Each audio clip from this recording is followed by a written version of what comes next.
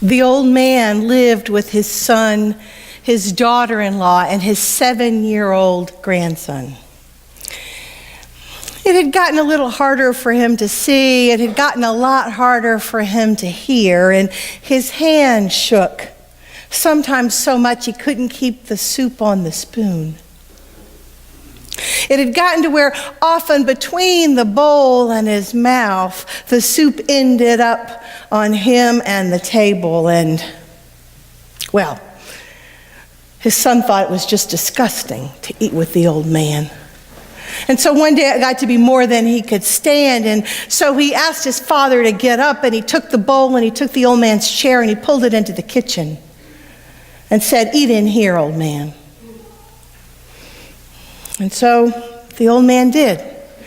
He ate his supper alone in the kitchen. He would lean around and see his family watch his grandson through the open door.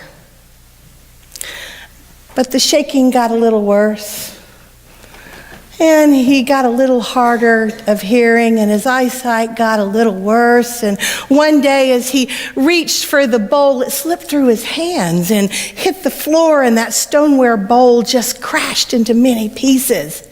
And his son got up, and he came and he got a wooden bowl from the cabinet, and he said, "You can't even hold on to a glass dish? Here, use a wooden bowl. It's what we feed the dog in." So the old man ate from the wooden bowl. And he tried not to let his family see the tears that came down his cheeks, and he watched his little grandson. One day the father was out and he heard in the shed noise, and he went into the shed and found his 7-year-old son with hammer and nails and wood and a hammer. And he said, "Son, what are you doing?" And he said, "Well, I am going to make a bowl. I'm going to make a wooden bowl so when you and Mama are old, you can have something to eat out of in the kitchen."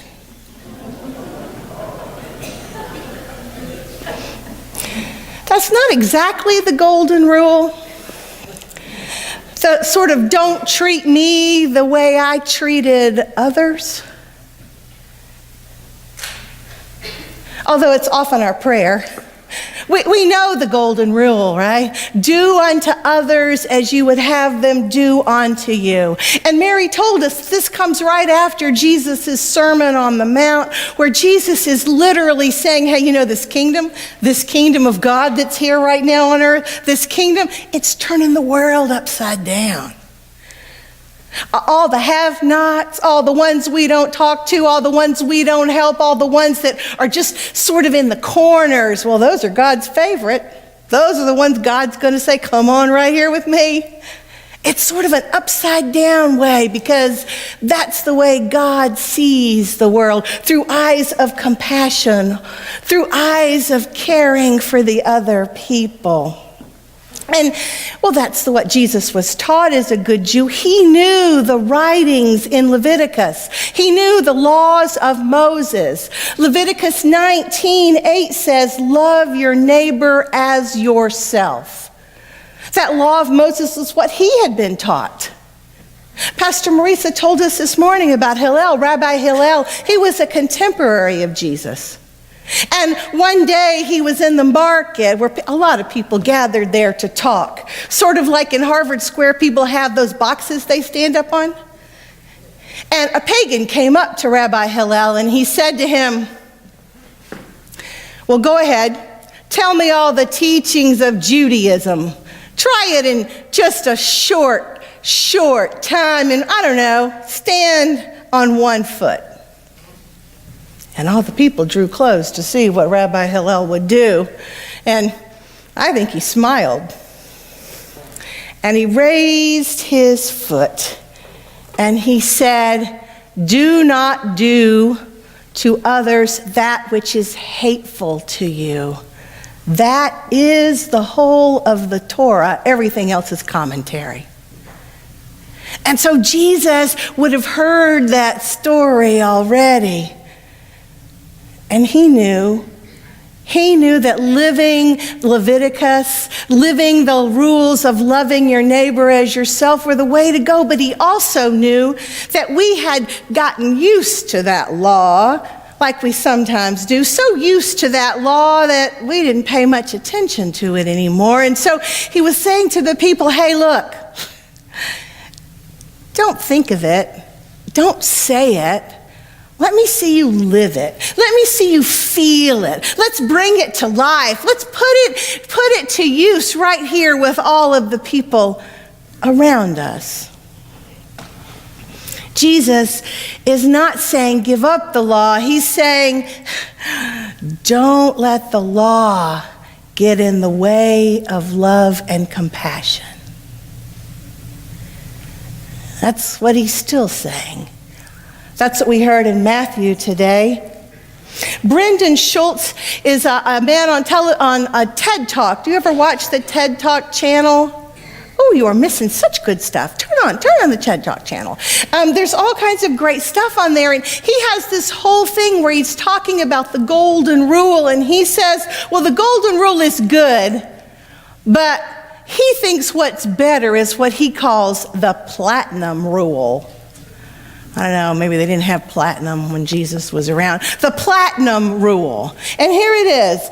Do unto others as they would have you do unto them. Do unto others as they would have you do unto them. Now that's a whole lot harder, because that means you're going to have to figure out what it is they need. You might have to ask them. It means you might have to be in relationship with them. And that's always a lot more work. To actually get to the place where you talk to somebody face to face and you find out what they really need. And then you try and do that. Do you know the writer Karen Armstrong? She's a professor and a writer and a speaker. And she wrote a great book, I recommend it, called The History of God. It's about this big. I listened to it on audio. Just saying. It'll take you all the way to Florida and back. And she says this. She says that all of the world's great religions understand this concept of the golden rule. She said that's not new. It doesn't just exist for Christianity.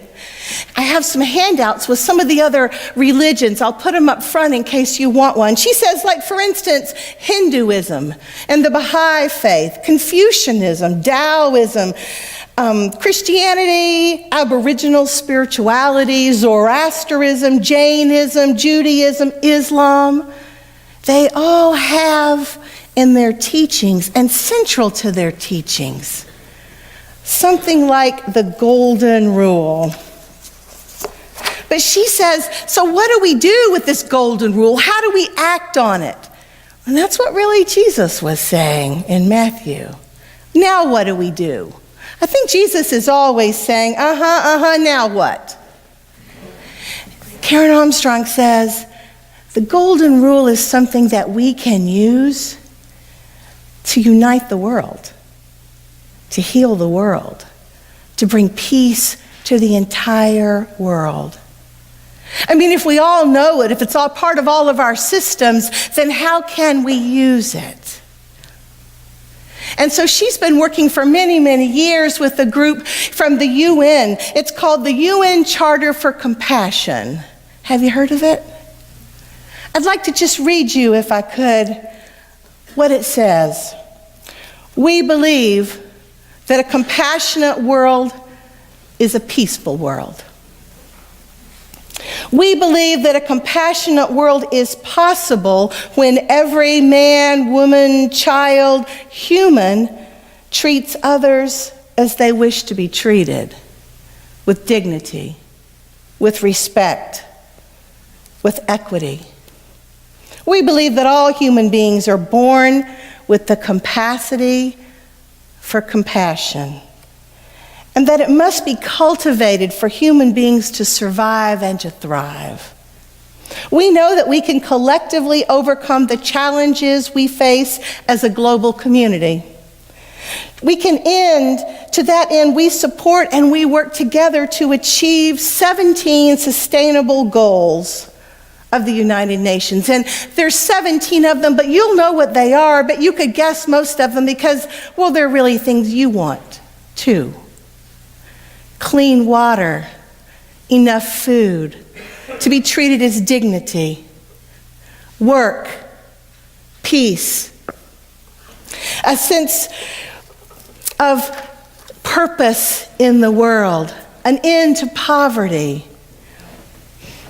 She says, you know what, it's not enough to just feel compassion for people. It's not enough to just feel sorry for them.